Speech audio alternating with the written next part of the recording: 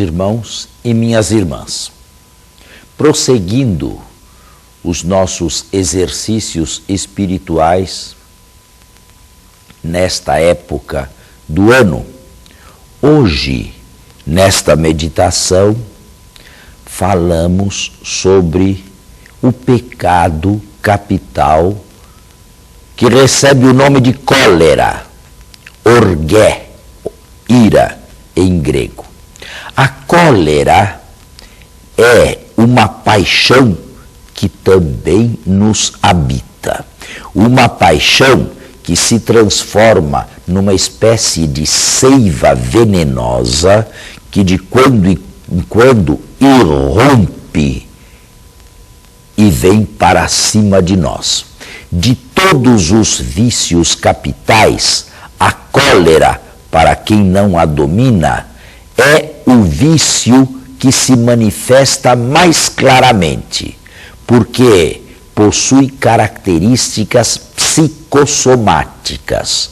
O colérico, quando está furioso, transtorna o seu rosto, seus lábios, seus olhares, seus gestos, todos eles indicam o reinado da cólera no seu coração.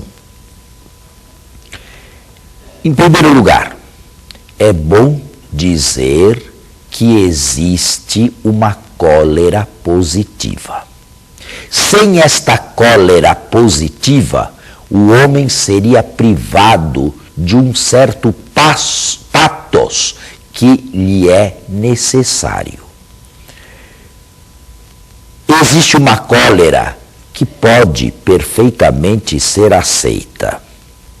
A respeito desta cólera, podemos dizer que Jesus também se encolerizou.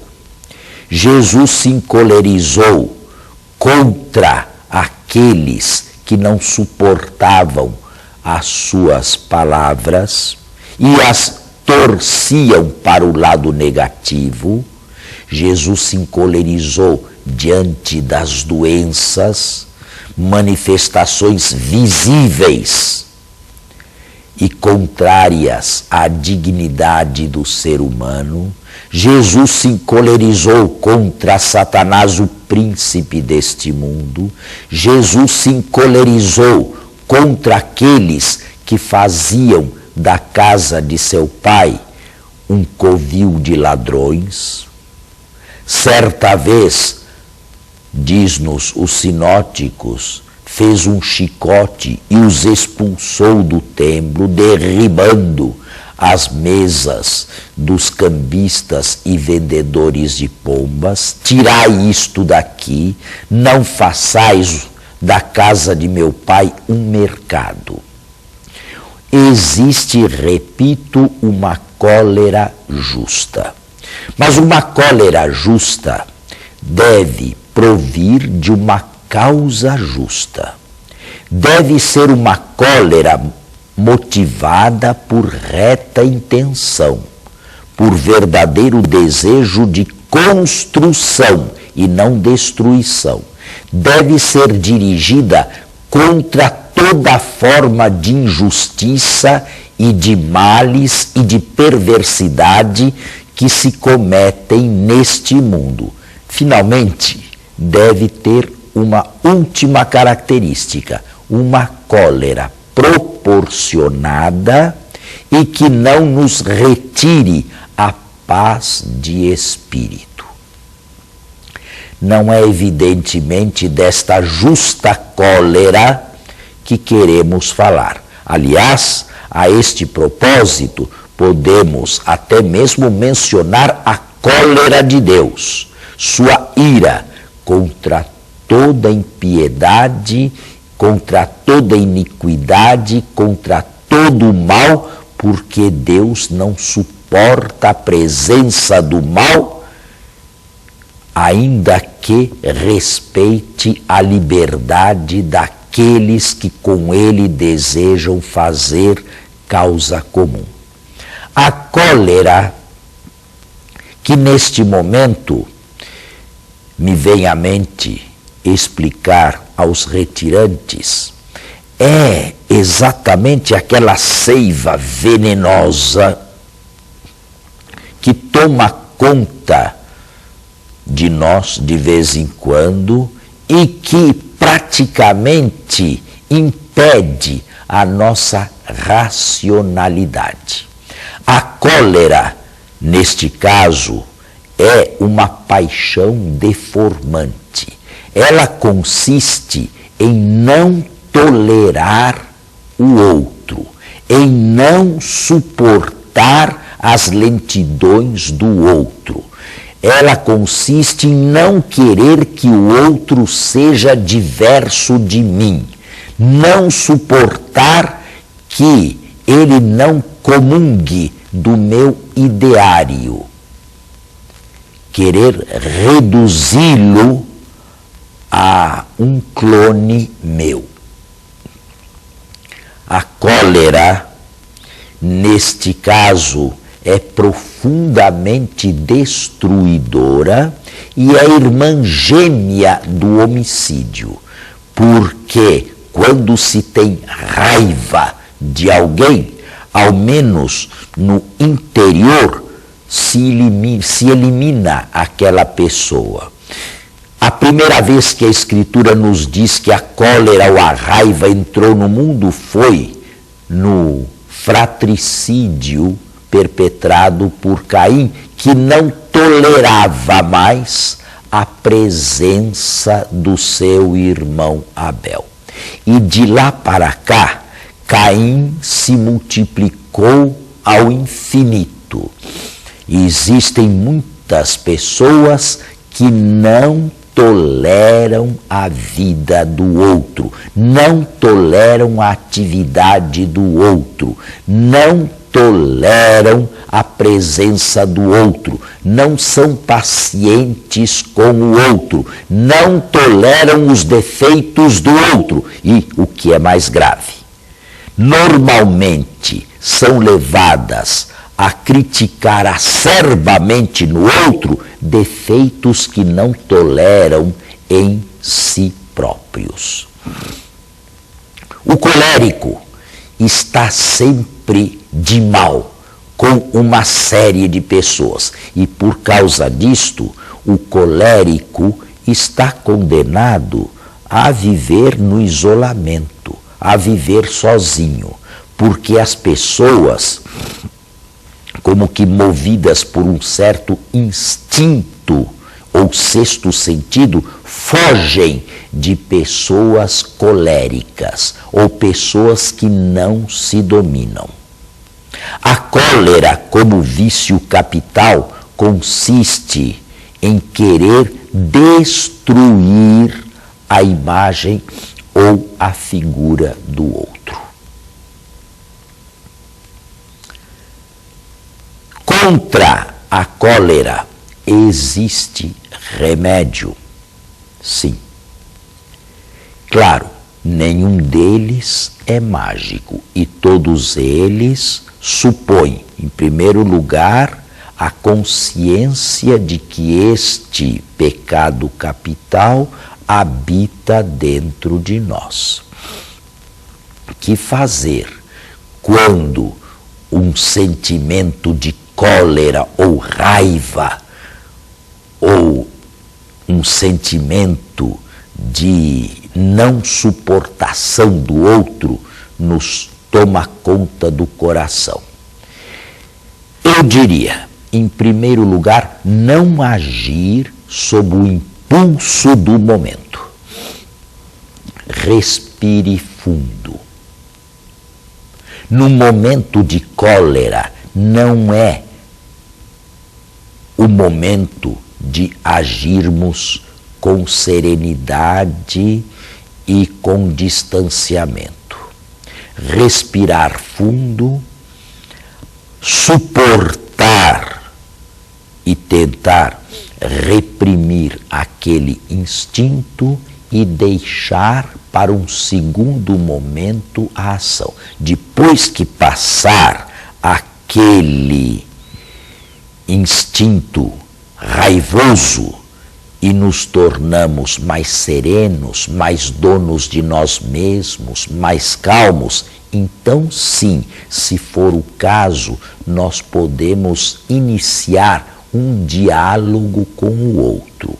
Um diálogo que não queira destruir o outro. Um diálogo que não seja uma demonstração de superioridade da nossa parte. Um diálogo que seja um desejo evangélico de reconquistar determinadas pessoas para Deus. A cólera, quando não dominada, pode ser tamanha, pode alcançar um nível tão grande que chegamos a nos encolerizar com o próprio Deus. E isto seria uma blasfêmia, porque o colérico contra Deus imagina um Deus rival, um Deus inimigo, um Deus insensível, um Deus que não o ajuda naquele exato momento em que necessita, um Deus que não responde imediatamente aos seus reclamos, um Deus que parece surdo às suas preces, às suas invocações. Não é incomum que o colérico, que não sabe dominar-se com relação às outras pessoas, também entre em choque e em atrito contra o próprio Deus. E neste caso, a cólera seria uma cólera blasfema. É a cólera uma verdadeira patologia. Uma verdadeira patologia porque transtorna, degrada as nossas relações com os demais. Nós somos chamados a viver em companhia, nós somos chamados a viver em solidariedade.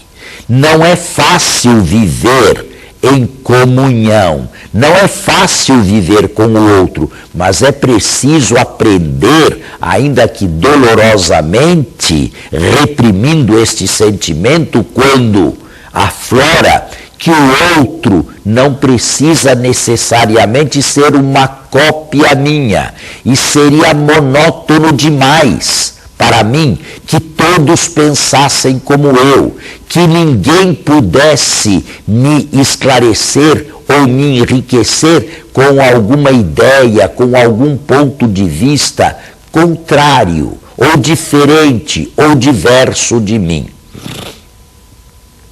Muitas vezes, a cólera é também um sentimento hipócrita, porque se tenta passar para o outro uma imagem de si que, na verdade, não existe, que, na verdade, não é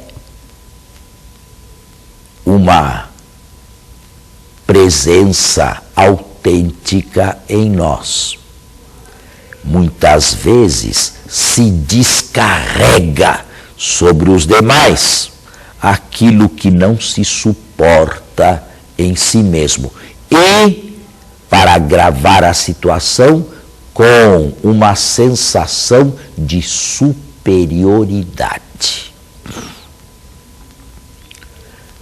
Ninguém diga que não foi vitimado pela cólera. Ninguém diga que não se tornou colérico vez por outra. Ninguém diga que este pecado nunca existiu na própria vida.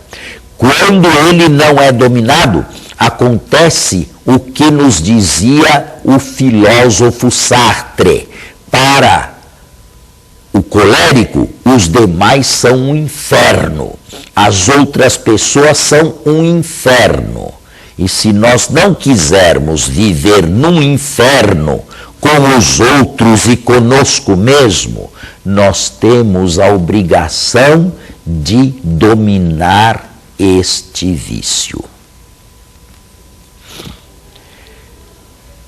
Eu já disse, um dos remédios contra o vício capital da raiva ou da cólera é não agir, não fazer coisa alguma quando se é por ela dominado, quando ela aflora e está à flor da pele, quando os nervos estão tensos.